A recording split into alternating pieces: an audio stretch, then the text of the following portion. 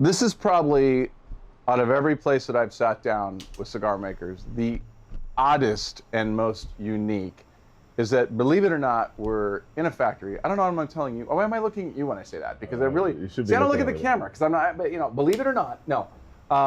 We're in a music studio in the middle of your factory. Yes.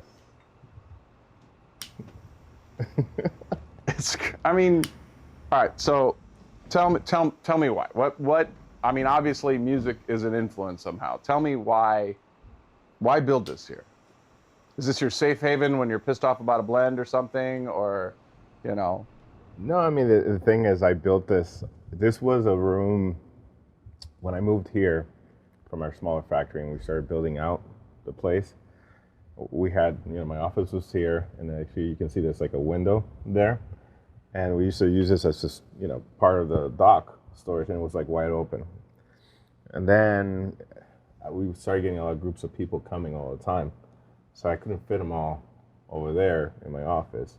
So I'm like, let's just like close this up and then set up an area where we can have couches and start, smoking cigars, doing samples, and going out to La Galera, coming back and dealing with the customers one-to-one and the visitors one-to-one. And it was just, in the beginning, that was the idea. Then as time go by and as you know, I'm a musician, I started, I don't know, one day, I needed a space because I had a small apartment, and I was slowly moving my stuff over here, and I had a studio in Miami, my warehouse in Miami. So not as big, a little bit smaller. So I started bringing little things like, I don't know, an amp.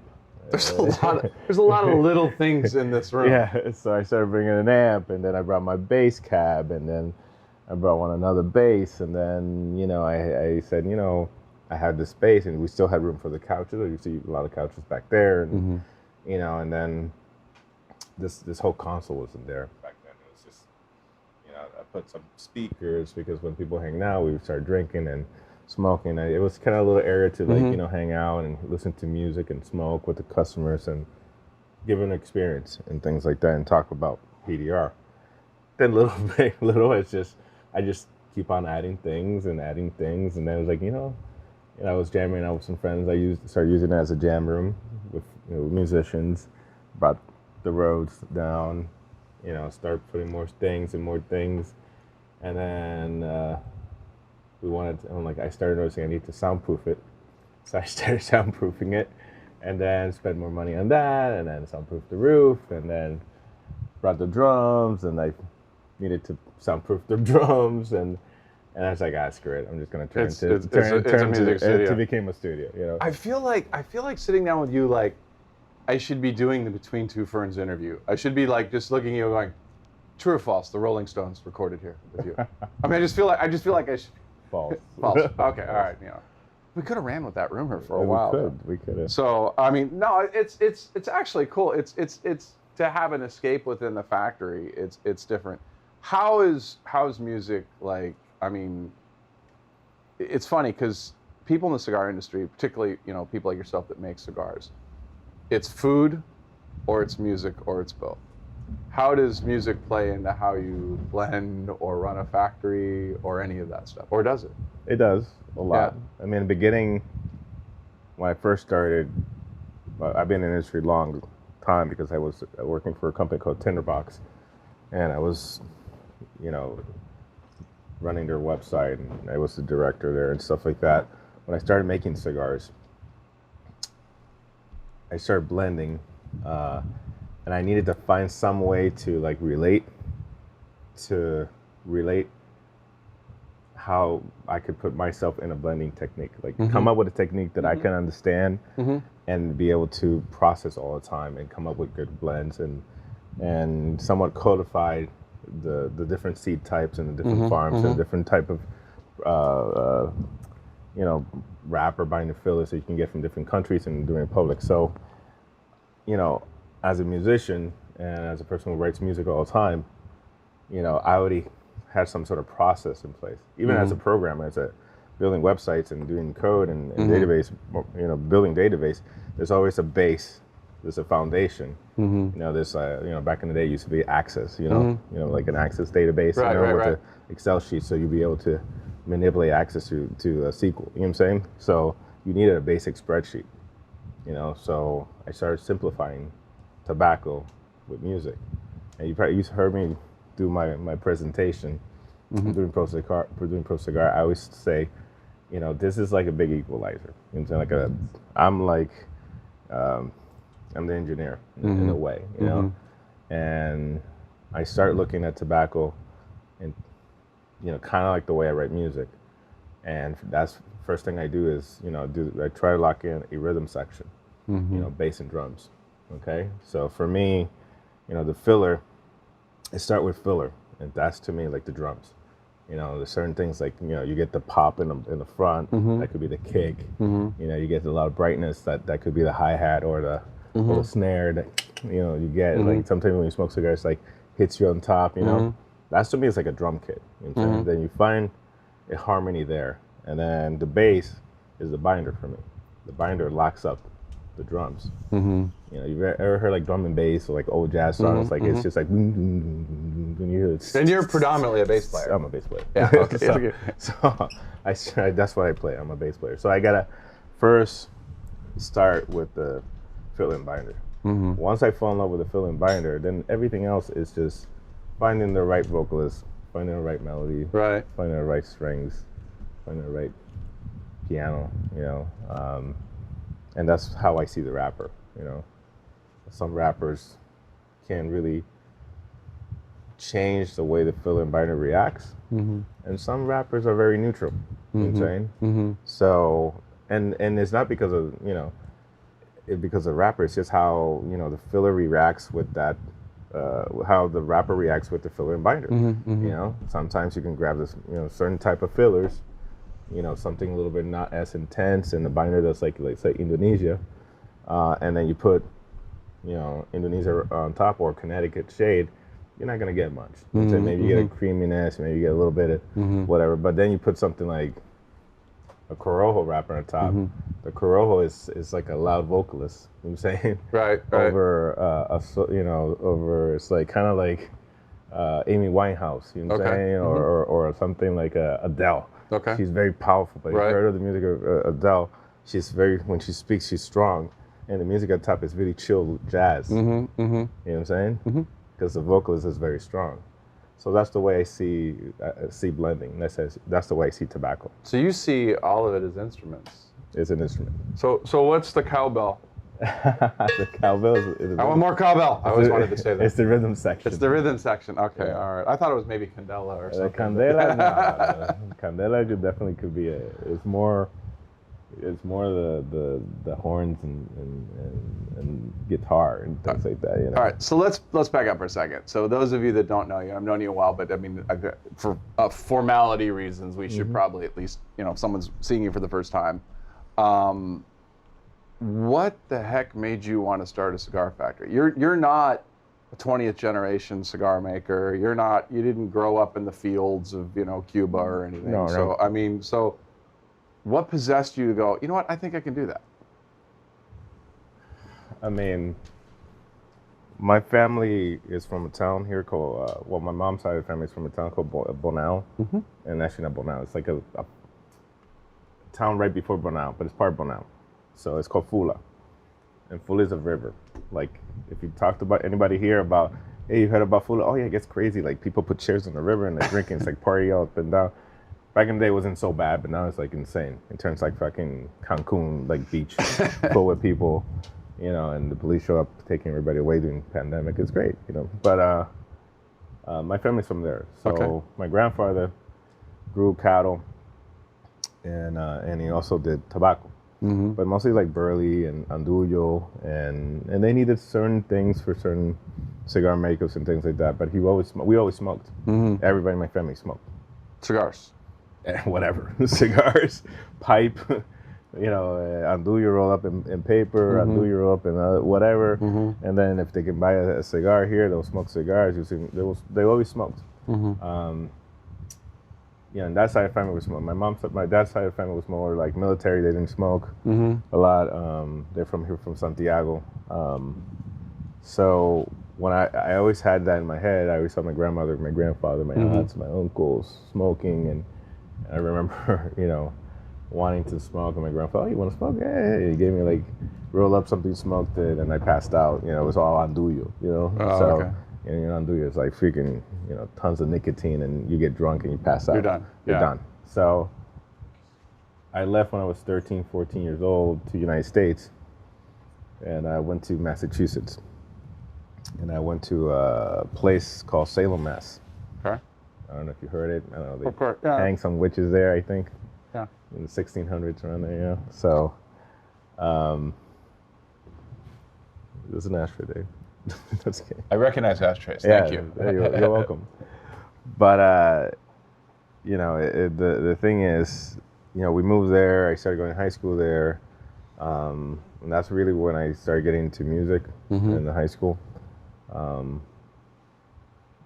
started playing the cello, and it was very odd to me because that somebody was, United States, you go to a public school, and if you wanted to learn how to play music, they'll loan you the instrument, right? And I was like, what? And I wanted the bass, but I had to hop on the bus, so I was like, well, it's the closest thing to cello. So that was the only thing I could carry on the bus back in the day. So I grabbed the cello. I started learning how to play the cello through high school. When I was last year middle school into high school, and then I started playing the bass at orchestra, but I couldn't carry the bass with me because it was too big, and I just only did it in school. I wanted to be a musician, an artist. I was really into photography, design. My parents didn't want that, so they wanted me to become a doctor or engineer or lawyer. Right. So I even won a scholarship for mass art for photography that I did. I did some summer sessions at music schools. We did how they did all-state with music. In the United States, they do these all-state things in high school, where you get 2 summer sessions at whatever, Berkeley or the conservatory. So I was trying to get I wanted to go to Berkeley, or I wanted to go to conservatory. Right. I want to do that. They didn't want that, so I started looking around, and then I said, screw it, I'm going to do pre-med. I'm going to do medicine. So I started working. That's a very different leap there. I was not. I was into science, but not really that much in high school. I was mostly into just math and design. I was stuck in So you knew med was science and stuff, it right? was the opposite of what I wanted. So it's in high school I did sports, right? And I did wrestling. I did baseball. On and off. I did what I could, and then I had to work too. So I started working at a hospital. And I started doing phlebotomy and things like that. Imagine being 15, 16 years old, taking blood out of people. And I did a certification, and I started doing that and to make money, because we were poor Dominicans that needed to make money. After I graduated, I wanted to go to, they said no, so no mass art. And then I was trying to sneak my way into Tufts University. Got in there, but it was too expensive. So tried to go to BC, and I really didn't like it. And then I ended up at a school called Merrimack College in Andover, Mass. And that's where I went. Started as first 2 years in medicine, pre-med, med tech, trying to see what I wanted. And then I had to work too at the same time. And I realized it really wasn't me. I wasn't doing that great, And then one day I was walking through the computer lab, and they had remember the first Macs, the little what's the name of it? It was a box. It was black and white, and they came in, and it's and they started coming, because before that I had a brother, remember the little brother thing that you put. Yeah. That's how you did you send me papers and stuff like that, and then they had the computers, and I started looking at that, and I was like, really, this is pretty cool. And then my friend's like, yeah, we just started doing this computer science thing, coding thing, Pascal and stuff. Yeah. I was like, dude, it's great. I was like, Like, I think I could do that. And then, It's like pre-med without the blood. yeah, fuck yeah. Yeah, it's awesome. You know, no bloods, no nothing. I started doing that. And one day I get back, it's like, you know what? I'm done. I'm going to switch my major to that. And that's what I focused on. That was right during like the .com boom, like the IPOs and all these sites started, like, you know, remember the modem, you know, like, you know, Yahoo started coming in and people were starting to do like shopping carts, like little, you know, .coms. It wasn't not so big, but it was in the beginning. And People still had AOL minutes. everybody was still on AOL, yes, at the time, you know, and still using the modem. And then I remember I did a co-op at Big Yellow, Bell Atlantic, and we launched Big Yellow. That was the first Yellow Pages online, and that's how I really started learning how to do HTML, and I liked it. So I finished that. I started working for a company called Easy Vista. I remember my teacher saying to me, you know, most kids you're not gonna make more than $19,000 a year, maybe 22,000. That's the most you're gonna make out of college. And I'm like, damn, I owe like 80 grand. How am I gonna pay for this shit? You know what I'm saying? So I got out of school, and I started working. I couldn't even pay like my last semester. They graduated me, but I couldn't pay it. You know what I'm saying? They had a bill, so I had to work. I mean, so I got a job at a software company, coding, and within like 4 months, like a recruiter called me up. He's like, hey, how much you make there? I'm like, I make like 20. He's like, you want to make 25? I'm like, okay. Boom. I went for another job, worked for RCN, and then I worked for 6 months later, like 3 months later, another company. Within a year and a half, I was making like 50K, like 45K. That's how it was, you know, during that boom time, you know. And then 9/11 came, and it changed everything. You know? So during that whole time, I had a band. We were playing a lot, doing gigs and things. And my cousin used to bring cigars up from the DR. We used to buy here, and that was like during the boom of cigars. So, you know, I needed extra cash, and I used to leave me a box or two, and I used to smoke with my friends and all stuff. And when I started working in corporate world, you know, people were asking, hey, you Dominican? He was like, yeah. Can you give me cigars? I'm like, okay. Well, and I would call my cousin. He said me like 5 boxes. I sold it, and that's how I got into it slowly, into the tobacco business. When 9/11 came along, everything went to shit. It was like no work anywhere. I went to New York. I lived in a basement apartment. I got a job at a Guitar Center in Northern Boulevard because that's what I could do. And then I was doing sound, you know, other places, and little by little, the economy started picking up. And I saw an ad for a company out of PA. It was called Tinderbox. They were launching a .com. So I went over there. Already with experience from working for .coms. That's what I did. I went over there and I did an interview, and the guy hired me, and I started building the website little by little. It was like a few guys here.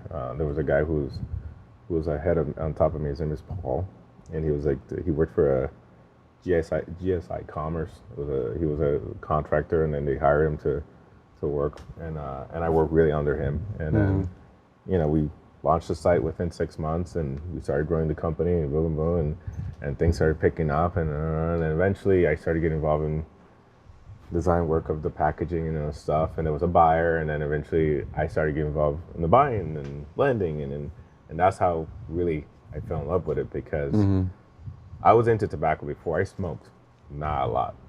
You know, I smoked with my family. I'll get them cigars. We will smoke together. We'll go to DR. I'll take a vacation. We'll all be smoking. My cousin will be smoking cigars. We'll all be smoking cigars. And we'll go boom, everybody smoke.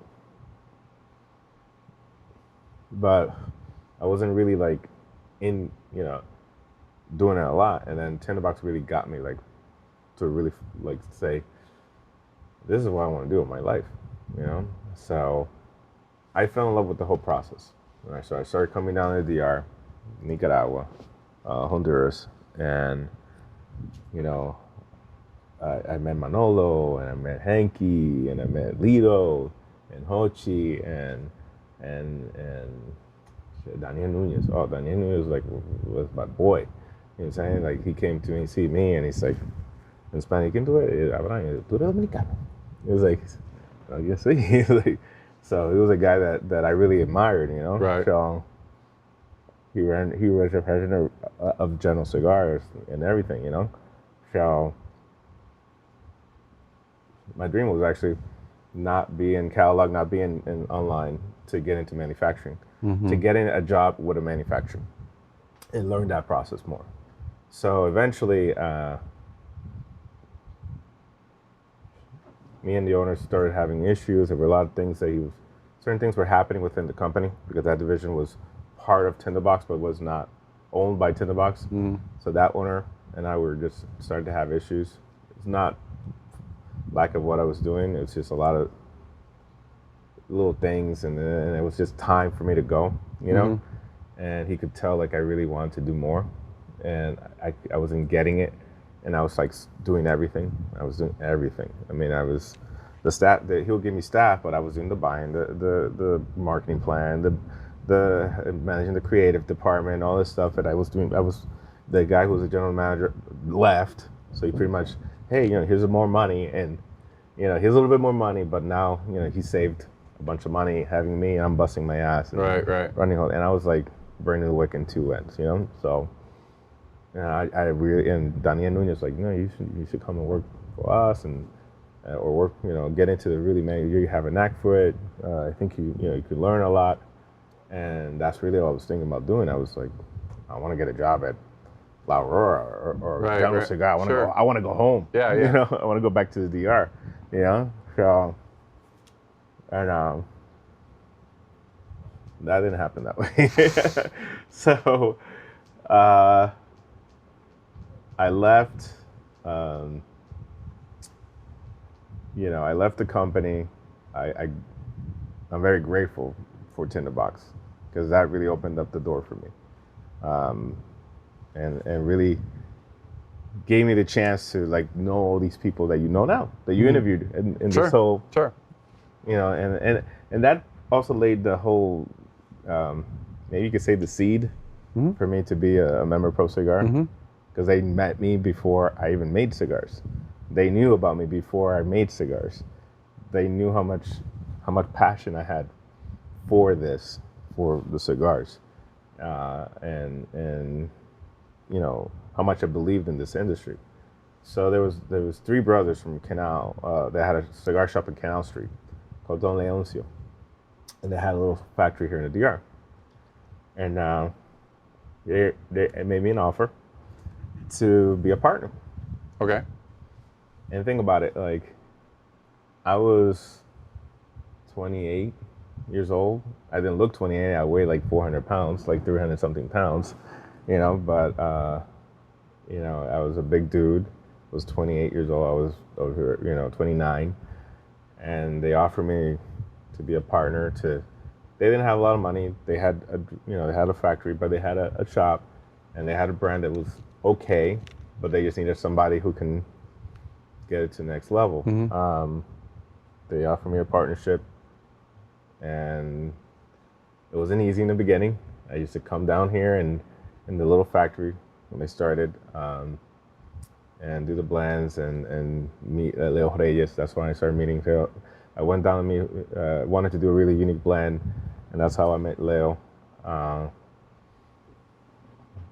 And that's where Pinar del Rio came from, too. So Pinar del Rio, because Leo uses a lot of seeds from Pinar del Rio, as you know.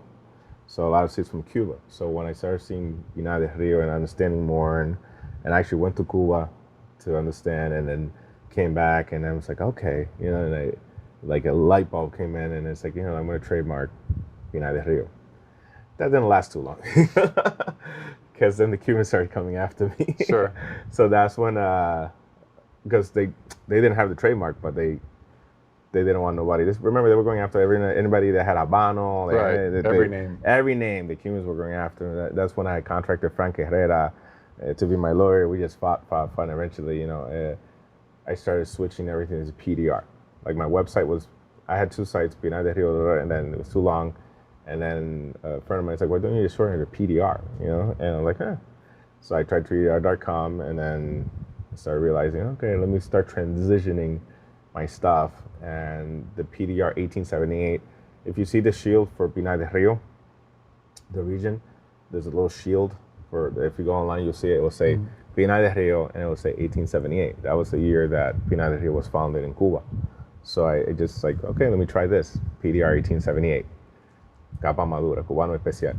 And that was the first line that we launched. I think it was New Orleans or something like that. And that really made the brand took off. It was Maduro, was Arapiraca, it was all Criollo 98, the black box with a simple silver band, right, with a pigtail, and that's it. And that really made the brand start. Before that, we were kind of struggling a lot, and that turned the brand, like the light turned on. Like it was like a light switch. And then we had to move to another factory. Like within every 6 months, we had to move to another. But I need more space. Because we were selling so much, I needed more. Hochi had this building.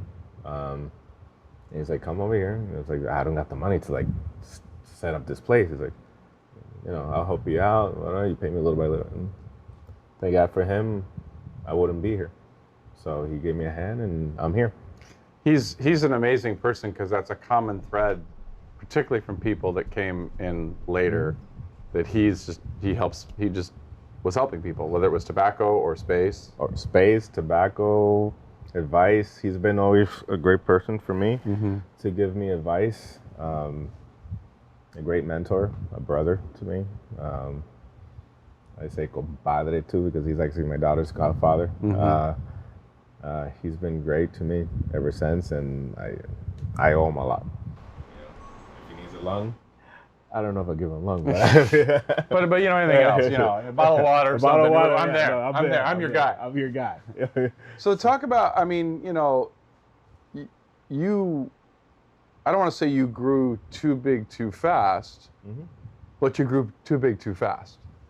We talked about this the other night at dinner, as far as you were talking about the foundation of it all. Grew very fast, very big, very quickly. So the thing is, a lot of these companies, like let's say Fuente, over 100 years, right? Started in Ybor City, and they went to Nicaragua, and their factory got burnt down, and I know the whole story. Love Calito, love the family, the whole. But they worked slowly and organically and all stuff, and they had their pops and whatever. But they started building foundation, and they had the ups and downs and stuff. I went from 0 to 60 within like 2 years, a year and a half, 2 years, with no foundation to back me up. You know what I'm saying? So my partners weren't really college educated. They were rollers. Like one of them actually was one of the first rollers for Henke. Another one was one of the first rollers for Fuente. The other one, you know what I'm saying? Like they were rollers. They really So there wasn't the business knowledge to go with it. So I had to do everything pretty much myself. I had to trust upon people that they kind of know, because they weren't really that good at weeding the right people out. And also, it was all left. 80% was pretty much me. They helped me out where they could, but they messed up things more than they were, and it was better. Like, let me just do it. So again, I was burning the work on two ends. You know what I'm saying? I started spraying myself out. The thing became massive and very quick. I started getting ratings. I started doing all these products for everybody. The cigars were great. The problem is it started getting out of control. And then, when you start like trying to do everything, you start getting blind to the fact that's when people start taking advantage. There's certain people in certain levels started doing things, cutting corners, and the people you had in place weren't really helping you. They were actually going against the grain. You trusted them. I trust them, and they were going against the grain. They're just in front of me, like, yeah, patron, anything you want, patron. And behind me is like, I'm going to do this, I'm going to do that. I'll screw him. He's too busy. He ain't going to notice. He's not going to notice. He's on a plane, and I was like flying every other week. I was here, I go do whatever, but at the same time I had to call, I had to do this, and I had like 800 employees here, and we were doing, you've been to the factory, so we have 2 halls, and both halls take about 45 pairs. You know what I'm saying? So we have 45 and 45, It's a lot of people. 90 pairs. You know what I'm saying? Mm-hmm. And at one point we had more because I have, if you go upstairs, you'll see a bunch of tables. Mm-hmm. Another 40 tables that I had. So what I did, I put all the tables more close together so I could put yeah, you cut that out, right? No, I'm leaving it. You're leaving it? That just shows how, the quality. The cigars are still fine. That's awesome. Yeah. So we had over 100, I think 120 pairs in here. Plus we were doing fermentation and sorting, and if you go upstairs, we have tables where they sort. We're sorting wrappers and escogidas and all that stuff. We have loans up there. I was buying farmer loads from everybody, contracting all these guys, and that was just. So you had all this money going here, and then I was running around trusting on general managers, trusting on people, and that's when things just started to fall apart because I was by myself, and I didn't have the right infrastructure. Instead of growing organically, where you start place things up, as a business, and you start putting you test people for a while, but you're not. Oh no, this guy can't make it. This guy doesn't have the quality. You find somebody else. Okay, then let me take it to the next one. No, we grew up so fast. I just blindly had to trust this guy. I hired a guy in Miami to be the general manager over there, and he's also, I didn't really qualified him, and he was not doing a great job with sales, and just he just wanted to sell and discount and this and that. So it was a mess all over. So and that's what happened. To be honest with you, I think you saw a thing I did with Coop that I talked about it. I'm honest. It happened. I try to be Budweiser, but I didn't have Budweiser's, I mean, it's a spectacular growth, and it's a spectacular fall at the same time. Yeah. No due respect. It is what it is. Yeah. So you look at that, and Lito says, you learn by mistakes. Yes. He says, there's no, did you learn something from it? Then it has value. This was a big change for you because you go, okay, I have to reinvent everything. Yes. And you did that over, the pandemic certainly helped with some of that as far as giving that breathing space to figure it out. So what did you do? Do you just get out a blank sheet of paper and go, okay, here's what's worked, here's what didn't, how am I going to do it differently? What I did is, we had to downsize. We had to stabilize the company. We stabilized it to a point where I was somewhat managed, but I still had some bad people in the company that I didn't see well because they were still hiding things, but it was stabilizing. It was it was we went like this, and then it started going down. And for the company not to be out of business, I had to start firing people. And I started leaving people around to help me, but they weren't even the right. I should have fired them first, and I kept them because they were I think they were good helpers, good employees, but one of my main right guys was one of the worst ones.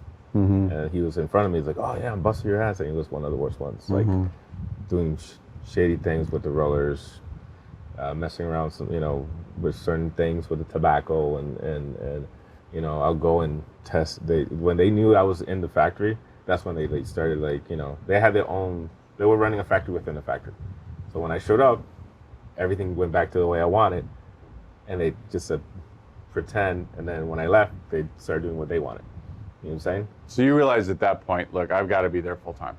I can't just fly down and do this. I had to cut back. So I had to go back to the drawing board. I had to bring it back to pretty much day one.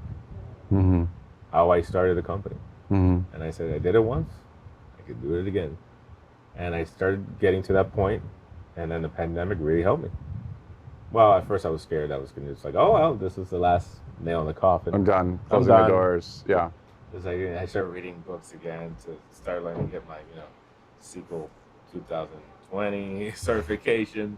Started looking at .NET. Started looking, okay, well, I gotta see if I can start learning how to program again because I need a backup. Right. So, you know, I always said whatever happens, I would never leave this country. So I'm Dominican by heart. I don't think I could live in the United States again. I'm just been here now, living here full time for so long, for a few years now, and I got my family and everything. So it's just like, well, if I have to go and work for Hochi, I'll go and work for Hochi. You know, and I'll run his, you know, help him or go work. I had enough friends to like, if I had to go and work for somebody, I would do it, you know. And everything was shut down, and then it kind of gave me the breathing room to, because nobody was asking for anything. Everybody was shut down. Nobody knew what the hell was happening. And I started slowly here. I started with me, one guy, and, you know, 2 pairs. And it's like, all right, I want to go back to the drawing board. What made PDR PDR? Great blends, great construction. Where was the fault? I started looking at the cigars that we already had made, and it's like, well, this is this, this is that. You know, they changed the binder. You know, they weren't, they weren't entubando correctly the way I like it. The things that we did in the beginning, they were just slapping whatever. So I was like, I want to retrain everybody slowly, and I had to get rid of. Also, at the same time, I had to downsize again because, you know, we didn't know what was going to happen. We had to do a suspension of the company, and I had I think 400 something employees at the time, 400 employees, yeah, almost 500 employees. And from that, I chose the best guys, talked to them directly and say, hey, we're going to come back. We're going to let go of these guys, severance these guys out. And you guys are getting a check from the government, but I'm going to give you a little bit extra just to chill. You know what I'm saying? So we were giving them a little bit of money so they can just chill and slowly bring them back. And we came back with 100 something employees, from 400 to 100 something employees. But slowly bring them in, you know, gradually. And then me and the other guy, Hector, who was not the general manager that was with me, or the general production manager that was there toward the end, who I told you that was one of the guys I trusted on, but he was actually one of the guys that wasn't doing the things correctly. I said, let me try something else. Let me put this guy, I won't bring him back. I'm going to tell him I'll bring him back when the factory fully opens, when the government says we can go. I'm going to start slowly with this guy. So I started with Hector. I'm like, damn, cigars are coming out like they want. And I asked the Rose, why? He's like, oh no, because this guy, he wasn't really, he only really was on top of us when you were around.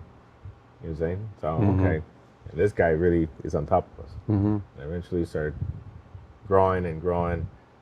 2 pairs more, 2 pairs more, 2 pairs more. And Hector's like, no. It's like, if you give me the chance to run the galera, I'll make sure they will do what you want. So all right. The other guy, I sent to a different department upstairs. And then that's where I really realized I had to get rid of him. I got rid of him. And then everything just started coming back. You know, the blends stable, the tobacco stable. I also went back to blends that, because I started with Leo Reyes. A lot of my tobacco, a lot of my filler was with Leo Reyes. I went back to Leo. I said, Leo, I'm going back to what made PDR. All the blends that got the best ratings on my blends was with you. So I'm going to start using you again. And I won't, and if it fails, if it doesn't fail, we'll see. Things started coming back again. And customers started buying again. And people, you know, started saying, man, the things are, it's like, what happened? What did you do? It's like, now this tastes like the way it was. And it's like, yeah. How did you, I mean, you know, a lot of times the term is, you know, it's the apology tour to retailers and stuff like that. How do you regain that after, you know, you go through quality issues and going, look, this is what I'm doing. I mean, you just tell them the way it is and you say, hey, trust me, this is what I'm working on, and here, smoke the cigar? Pretty much the apology tour is, you know, I sit down with them, I give them a cigar, smoke it, and this is the original blend. This is what you fell in love with PDR with, and I'm sorry. Yeah. And I think, honestly, it's the best policy, and I think, you know, people look in your eyes, they knew who I was already, they saw me grow. Right. They saw I got too big. there's a lot of people that won't do that. There's a lot of people that won't go and just face the music, so to speak, to put it in terms you understand. Yeah. It is. And I faced the music, and I started going out, not as much. Right. And I picked a certain accounts that I really needed them back. Mm-hmm. And I went to them directly and I said, hey, just give me one more shot. And did most of them respond? Pretty much most of them did. Yeah. Yeah. And they're happy. Good. Everybody's turning around. I changed all the packaging. It's all different, as you can see now. One thing I noticed too, because of the pandemic, shortage of wood boxes and hinges and things like that, because everybody didn't have labor. Still don't have enough labor, you know? So I kind of foresaw that, and that's why I launched the 1878 Santiago. I tested that out with the MDF paper wrap box. People liked it. And then I started changing 10th anniversary. And Criollito was still doing really well in Europe. And then I launched in the United States, and people really fall in love with it. But with the new packaging, people are now loving it. So I think a lot of people buy with their eyes. If you notice, everything is more brighter. Everything is a little bit more, it's a lot different from the regular PDR that you saw. And they're heavier boxes. So, you know, when people say, you know, paper box, something like that, and certainly, you know, some people have the style where they decorate the entire box, but, you know, they're heavier because of what you're using. And then also the embossing of it. There's a texture to it. Yeah. So it's not like a flat paper wrap. Right. You know, I made sure that it felt like it's a box. You know, I think most people picking it up wouldn't realize it's not. No, really a wood box. It has a lot of weight to it. I mean, it has a lot of weight. You grab it, it's you know, it's substantial. Yeah, you think it's a regular. Probably people will look at it. Oh, it's a filete. You know, but it's you know, it's. And I started realizing that, and then we've been able to get product out, and then you start seeing the shortages of cigars coming out to the market, and I'm like, I'm not back ordered. I can get cigars. And people, oh, okay, for real? I was like, yeah. So they started buying from me. Because it's notoriously a box problem. It's a box problem. Yeah. So I started, but I took a lot of brands out of the market. I only focused on 1878, Criollito, and coffee, the dark roast line. Started with that, and fresh packs. I took out Grand Reserva out.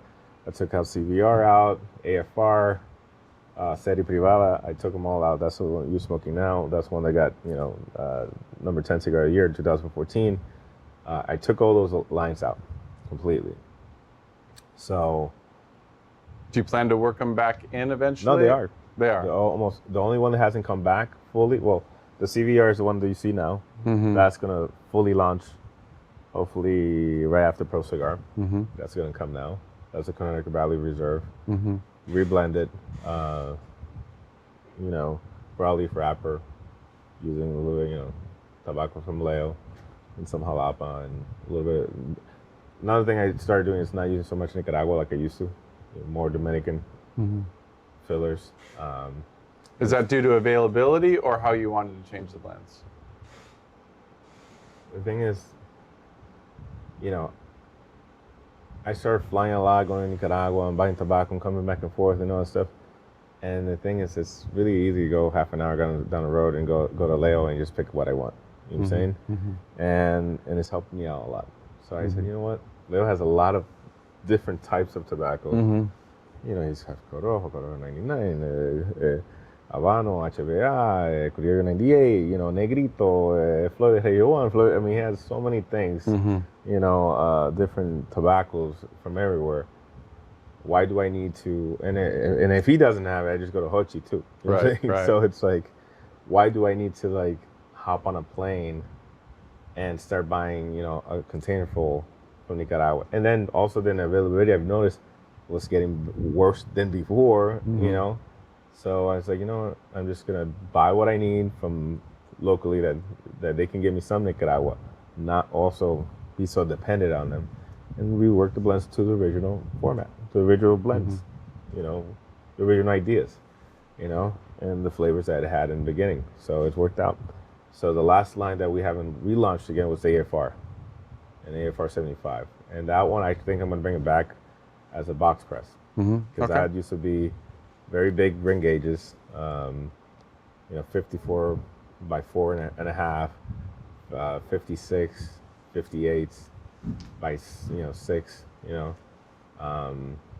or no, some 58 by 7, They were very big ring gauges, long, a little bit off, sold well, had a pigtail like a Cuban, Beike. So I'm gonna bring it back that as a box press, more traditional sizes, Robusto, Toro, Corona. But you're managing the growth slowly this time, so you don't ever lose the focus of the quality. Yeah. Now I have 250, 260 employees, and pretty much it's just me. I do it all. I get up in the morning, come here, go through the galera. I still have Hector, I have Chupi. They run here. I have a guy, Sarante, who I don't have a general manager anymore. I'm the general manager. And I do everything, and I'm happy. Do you see yourself going back up to that higher number? No. No, I don't want to. You don't want to? No, I don't. I think Hanky said something to me yesterday. I think with Zeno, told him, small is beautiful, Small production, big margin is great. Large production, small margin is not good. So. And you definitely went through that before the fall. You were saying, we were talking at dinner the other night, you were talking about how you were getting bigger and bigger production, but you were getting smaller and smaller margins on it. My margins started getting smaller. Yeah. Because you get all these companies coming to you saying, hey, Abe, we want to promote you more, but you got to give me another deal. Yeah, and the big orders are attractive. When they're coming in writing big checks, you're like, these are big checks. But then when you get down to what I'm making per stick, you're making X amount of money, and this how you could do it. It's like you'll make at least 20 cents or 10 cents on it, and you see the money, and they write you a check right there on the spot. Right. I'm like 30-something years old. I'm going, okay, Right. You don't realize the damage you're doing behind the scenes. I didn't. It was youth. I think it was youth more than anything. I was a good manager. Think about it. I went from .com, managing .com or a .com industry, where I knew it all already. You know what I'm saying? And it was easy. And I was working also. To be honest, it was the tech field. You know what I'm saying? And people in technology are black and white. Tech guys are just black and white. Right. You know what I'm saying? There's no really, they don't. Program either works or it doesn't. And it doesn't work. You know what I'm saying? So even if the numbers work or don't work, that's it. You know what I'm saying? There's no gray in that, So I never did manufacturing. Manufacturing is a different story. And I was doing .com. Yes, it was buying cigars, but it was .com. So I was running, I was doing well. I was running the business. I had an accountant who's serious. This dude that ran everything. I had a call center manager. I had a warehouse manager. I had another person I put in marketing. And then we will sit down and we had a meeting every day, and they gave me my reports, and they weren't lying. You know what I'm saying? It was never gray. Right. You know what I'm saying? It's either they did it or not, and every day they give me a report. This person's son didn't show up for 3 days. Let's let him go, and that's it. Here is different. Here is we're in the DR, man. It's Wild West. Right. Manufacturing is different here. So and manufacturing in general is different. There's always this, people stealing, escapes, hiding the money. Don't let the owner know this. Or the other day we caught a guy from the free trade zone who picked up the trash over here. We caught. I changed all the cameras. I put cameras with like microphones and all HD and all that stuff. And thank God technology has advanced. But we had a guy here who came with a truck that picked up the trash in the free trade zone, and he's in the back picking up the thing. He sees our plant, our electrical plant that we have, and you see him. He's smoking something, a cigar. Goes back, looks around, doesn't realize it's a camera, rips the battery out of the generator, takes the battery out of the generator, takes the charger out of the generator, because the thing that recharges the battery, takes them both, puts them in the box, and takes it. And that's here. That happens. I love my country. Love the DR, but that's like, you get guys like that, people hiding things and whatever. So it's better to be small. Right away, boom, got the camera, got a police. We waited for him to show up again. Police came, picked him up. and let's say the battery and the charger showed up, within an hour. It's funny how that works. Yeah, funny is how it works, So, and that's the thing. When it's really big, it's really hard to control. Mm-hmm. So, I can control this size. So, more than this, I'm by myself. I bought out my partners. I'm down to one partner who really only owns a small portion of the factory, not the brands. All the brands are mine, because they had their own lines, but I didn't want ownership of it. And eventually when I bought them out, they took the lines and I make it for them, for their shop, but it's not lines that we distribute. Distribution is mine in the United States, distribution mine in Europe, and I left one brother, there's three brothers. I left one brother, he's a small percentage of the factory, and he's just waiting for me to buy him out so he can go. So that's pretty much it, So right now, I'm happy the way things are. Things are working really well, and we're growing, So, and I don't see myself growing more than 100,000 cigars a week, That's a comfortable level. Just you can watch it. I could watch it. I can still go out, come back. Things won't get out of place. Things are consistent. You've been smoking my cigars for a few days here. They all taste great, That's it. It's a humbling experience, and certain people, I know somebody else, if that would have happened, they would have been gone, disappeared. And I know a lot of people that started, grew, and disappeared. I mean, I can give you a list, and a list of people. Sure. If you've been around the industry long enough, who came in, disappeared, grew, popped, and died. And certain people still lingering a little bit, but they've never been able to get back in their traction. So we'll light up a different cigar here because we can. Yes. That's right. So I do want to touch on one thing on the marketing when you talked about, because one of your strategies I know was to look at a worldwide market, not just the United States. Yes. So you started going over to like China and look at other areas so that you're not not reliant upon one. And so, I mean, let's be honest. I mean, the FDA was scary as hell. I mean, as far as when regulations may be coming, is that what prompted you to go overseas and go, hey, I got to have, if I'm going to be in business, I got to be elsewhere also? Well, when the FDA came in, part of the reason why we started having issue with the company, financially and everything, when the FDA kicked in 2016, 15, 16, all these, because I was so reliant, I relied so much on these big companies, they got scared, and guess what they did? They stopped putting orders.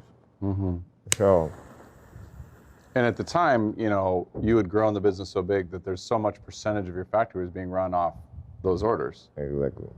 So that happened. We started getting these issues with the orders. They stopped putting orders because they needed to get their shit straight, their stuff straight for FDA, and we were so. And just to be clear, these are making cigars for other brands. Yeah. This isn't like retail shops. These are other brands. You were making cigars for other brands. Yeah, we were making. Yeah. Because the thing is, we had a big retail business, but like 50% was, more than 50% was private label business. Sure. So when somebody takes out 50% of your sales, stops. That cash flow that was coming in just stops. That took the legs out of my, we had, we didn't have the foundation. We had a lot of issues with issues with the factory, but the biggest thing was that the FDA came in, they took out, they stopped. So we had none of that cash anymore. So. But you still had the payroll. We had the payroll.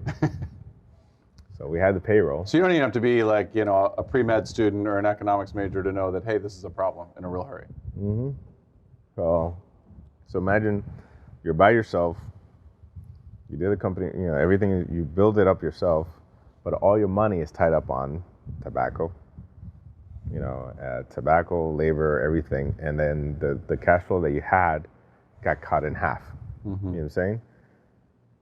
It was tough, So I had to come up with something quick. I already was going to Europe a little bit, Mm-hmm. but I wasn't really focusing so much. So now you've got to double your efforts. I said I have no choices. It was Right. like, I have to find more avenues. I have to find more distribution. United States, it's everything was on. Remember how it was like 2015, 16? It was like everybody was scared. Even brick and mortar was scared. Nobody was buying. You know, sales dropped for everybody. For everybody. So things dropped, and I needed to find a way to get I knew I couldn't get the volume that I was getting, but at least I could get enough money to maintain the company. So that's when I started just hustling, man. I went back again to the old days of me with a book bag, and I started going to the shows and talking to distributors, and like, oh yeah, we know you PDR, you got the rating, all that stuff, cool. And I was like, yeah, we'll think about it. And it's like, like what I need to do. What's it going to take? What's going to take, So. Because Europe is everybody, I've always heard that with Europe, it's a longer courting process. Like if you go over to Europe and you go to the show, don't expect orders that year. The third year, expect orders start coming in. Yeah, the first time they look at you, oh, that's nice, that's cool. Yeah. All right. See if you're here next year. We'll see you next year. Next year's like, oh, you came back again. Right. Oh, okay, that's nice. Yeah. That's cool. And the third year's like, oh, you came back 3 times. Yeah. Maybe you're a little serious. Yeah, Let me try it. I've heard that. It's a much slower play. Yeah, it takes 3 to 4 years, So I think I already had a couple of years going. Right. And I already kind of was testing it out with one distributor that I got. And I remember when I got him, eventually, like I pushed him. I was like, dude, like Dorfman, I gotta be at the booth. Yeah. And he's like, he just goes to me. He's like, I was like, I'm only bringing like one. I'm only selling one thing. Like he was only selling 1878 Capo Oscura in 2 sizes only. That's it. So I remember going to the show, and he had me in a little corner. He had those 2 boxes there, and I was sitting in a chair right next to my 2 boxes, and I sold everything they had, because they had their own reps for to sell in Germany. But anytime they came over, somebody was some retailer or whatever, it's like, hey, it's like, you heard about PDR? And it was like, yeah. And I talked to them, and it's like, oh, try it out, okay. And I remember they had like 50 boxes. I sold everything they had. I was like, okay. And then I went around and tried to get other people involved. I remember going to a country, and the distributor's like, no, I'm not interested. It's like, okay, so what do I need to do? It's like, well, if there's interest, maybe I'll let you, I'll bring in your stuff. So I came up with this was my strategy. So it's like, he said, if there's interest, because the way it works is we sell to a distributor, importer, and then they have their reps go around to shops and they sell it to them. They warehouses, they import it, and they pay the taxes. They pay me in the factory, and they're responsible. They're the owner. They're like they own it. They own it. They're the distributor, and they sell it. Which is why they don't want to take a lot of risk and buy a whole lot of stuff they're stuck holding. You're stuck holding it or shit. So he's like, you got to give me some. We got to find interest. I was like, okay, what do I do? So I remember going to a country and said, I'm gonna stay here for at least 2 to 3 weeks.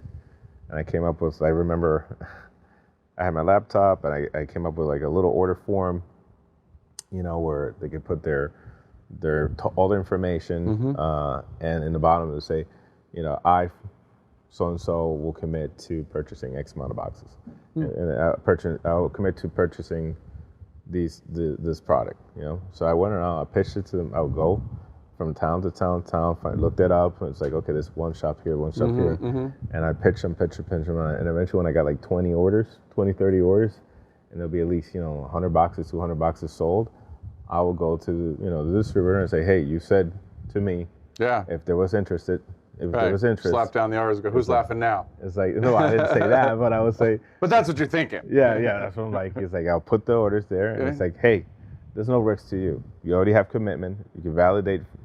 These stores will call them up, and they will receive the product. And it helped, and it worked out. Not everybody took it. No, but that's a bold move. It's thinking outside the box. Yeah. And to break into countries that's difficult. Are you a morning person or a night person? I mean, I wake up every day early. Yeah. You know, it's hard to say. You know, I think more I'm a morning person. Think you're a morning person? Yeah. Is that when you come up with your ideas, or you're just easing into the day, drinking coffee, or do you come up with your ideas at night? The problem, like when I go to bed, I still stay awake for a few hours. Okay. And I strategize what I need to do, and then I have it all in my head, and then when I wake up, Kind of sounds like a night person. Yeah, it is. But I wake up early, and then I start implementing what I have strategized in my head throughout the night. You know, and if I have something in my head, I'll be thinking about it all night. Right. And I'll just wake up and I write in my phone what I have to remember the next day, what I have to implement. You know. Tell me about losing weight. So you weighed how much? I mean, it's an inspirational story. How much did you weigh at your highest? I think I was over 400 pounds. You're over 400 pounds. Mm-hmm. So, I mean, I always say this thing because I have friends. Look, I had to lose weight to do this because there's camera adds 10 pounds and there's 3 cameras, so do the math.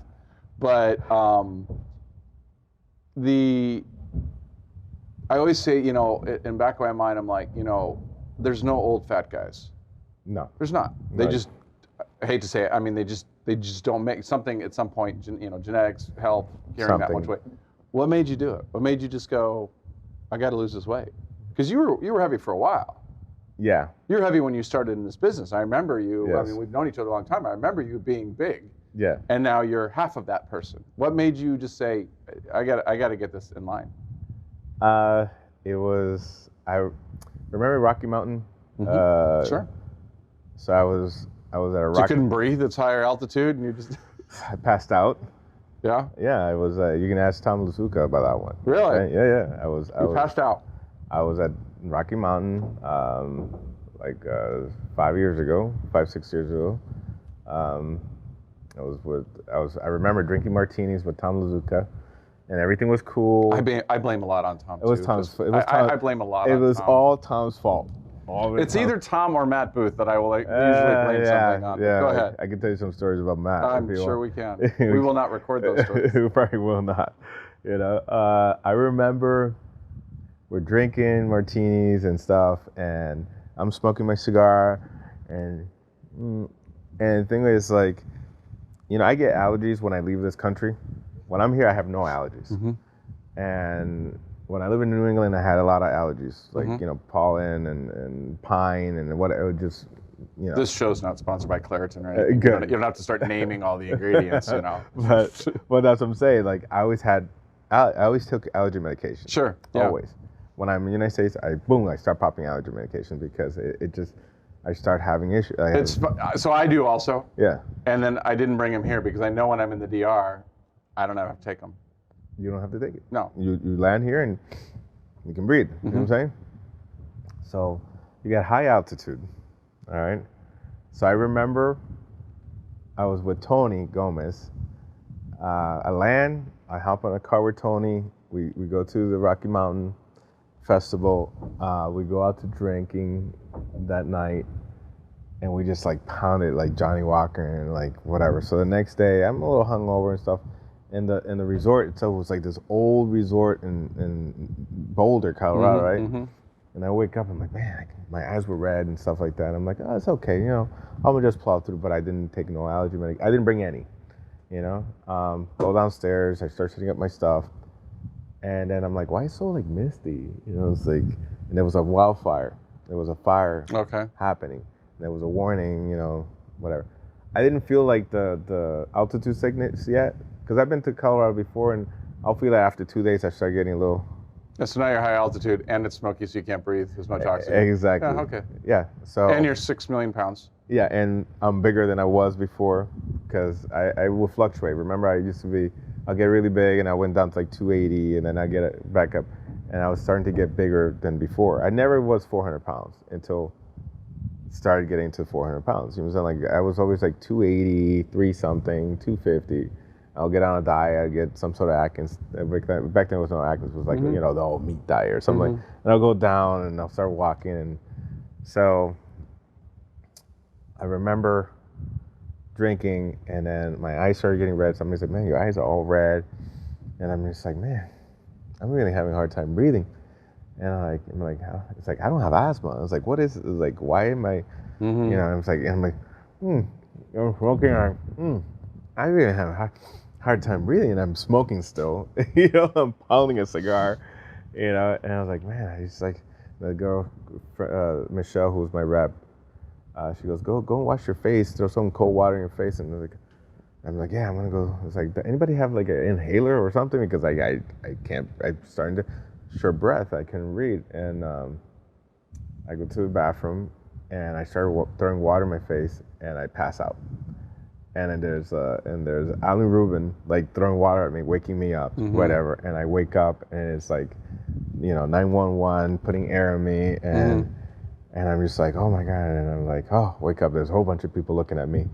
And I kind of like snap out of it. And I'm like, oh, thank you. I'm like, and then they asked me a few questions like, yeah, how long you been here? I was like, no, I came straight from the DR to here. It's like, oh. It's like, all right. So it's like, well, you got a combination of altitude sickness and looks like your allergies and all this stuff. It's like, okay. It's like, you should take some allergy medication, do this. It's like, okay. And I got the mask on. Can I stay with the mask? It's like, no, we got to take the mask away. I'm like, oh, like, give me like half an hour more. And I got some oxygen in me. Right. Started breathing. And I'm like, and then I started feeling weird again. I was like, oh, no. I'm like, I got to get the hell out of here. I called American. I was like, I got to go or I'm going to die. You know what I'm saying? So I ran straight to the airport. When I got into the airport, I went straight to Ambrose Lounge, and they have like, they're pumping in oxygen there at the airport. I'm like, oh, I could breathe a little bit. And then I bought one of those like air things at the airport at Denver. I'm like breathing that. And then I flew back to Miami. I felt a little bit better. But then I started waking up with worse breathing, like with some breathing problems. I'm like, what the hell is happening to me? And I just didn't do much. I was like, maybe something, whatever. And then eventually I started almost passing out, and I went to the doctors, and he's like, well, you're overweight. He did a scan, and like the whole side of my, it was all, I had a respiratory infection all the way to my lung. It was all up and down. So I started getting antibiotics, started getting a bit better, but everything cleared up, and I still was having more breathing problems. And then my snoring got really bad. So it kind of like, I don't know, something happened where it kind of like kick-started something.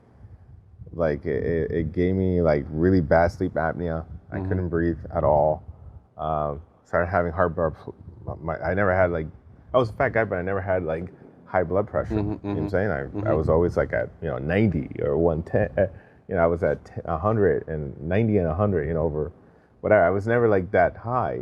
So, and I started having like high blood pressure, and then I went to get tested. And I was borderline diabetic, high blood pressure, and all this stuff. And then they weighed me. It's like the doctor goes, well, you're like 60 pounds more than the last time you were here. It's like, it could be that, it could be all this. You got to do something or you're going to die. So I tried getting on a diet. Wasn't working. I couldn't even breathe.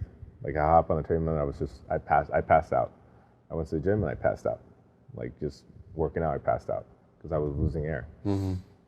So I started doing the CPAP machine, and that helped me out. But I wake up good, but then I started again losing air and losing energy.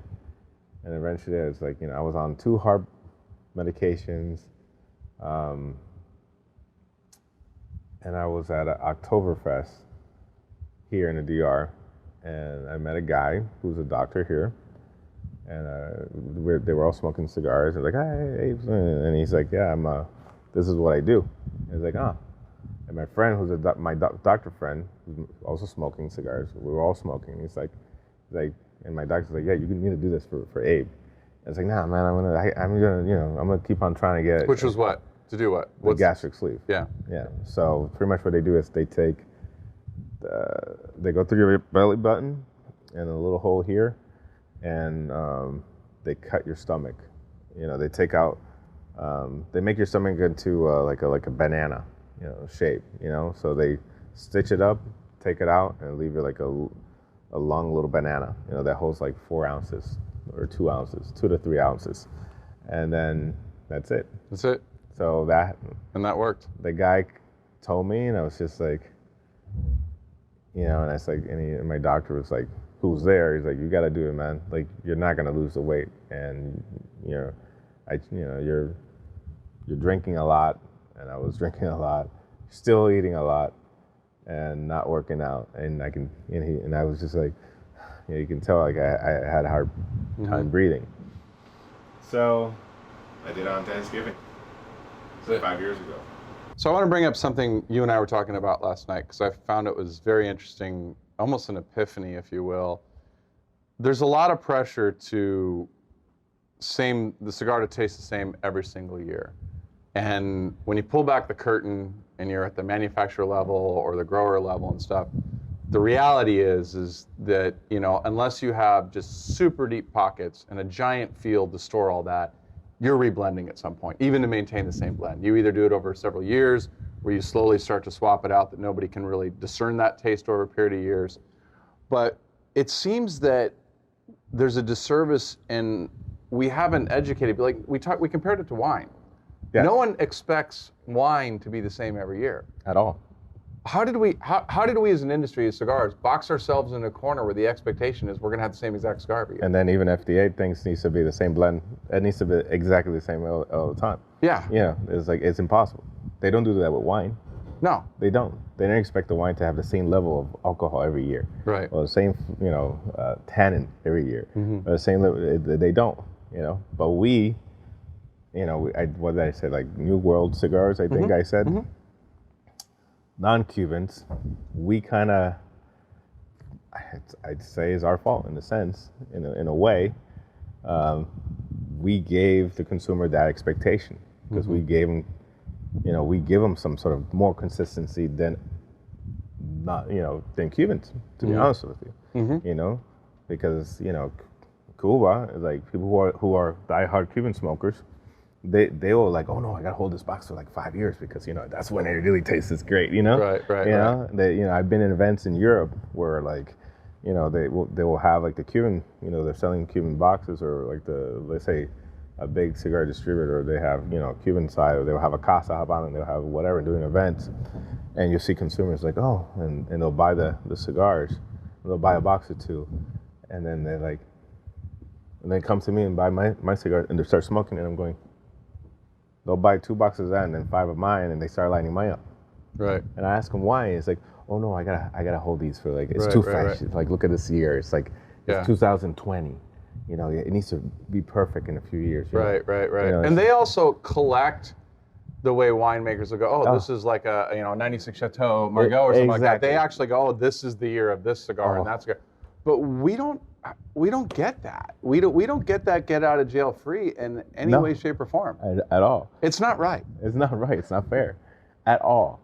And somehow the Cubans, they got sommeliers, they got all these, ambassadors, there's books written on, let's say 1998 Monty No.2 from this summer.